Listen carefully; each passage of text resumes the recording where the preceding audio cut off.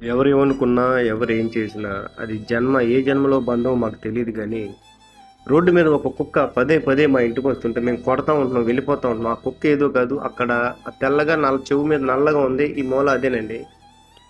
సరే అని చెప్పి ఒక వర్షం కురుస్తుంటే అక్కడ కనీసం ఒక 50, 60, 70 ఇళ్ళుంటే మా గుమ్మం దగ్గరకొచ్చే గోకింది. కడుపుతో ఉంది కదా అని ఆసరా ఇస్తే పొద్దున్నకి పిల్లల్ని పెట్టింది. సరే పిల్లల్ని పెట్టింది ఇప్పుడెక్కడికి పంపిస్తాం కదా అని దాన్ని అలాగే ఉంచాం. మీకు తెలుసో లేదో కుక్కకి ట్రైన్ డాగ్‌లో ఒక రకంగా చేస్తాయి. ఈ కుక్క మా అమ్మగారికి రోడ్డు మీద ఎవరో సమోసా పెడితే తీసుకొచ్చి మా అమ్మగారి ఇచ్చింది మా అమ్మగారికి. అదో ప్రేమ పెరిగిపోయింది. ఆ కుక్కలు పెద్దయినియి. ఎలా ఏం చేయాలో అర్థం కావట్ల. మా పేదరికానికి అవి కూడా ఇదయినియి. సరే పర్లేదులే చిన్నపిల్లలే కదా అనుకుంటే, సరే పెంచలేక కొన్నాళ్ళు వదిలేసాం. వదిలేసిన తర్వాత అయి ఉండలేకపోయినాయి. అది ఎవ్వరు అన్నం పెడతల్లా.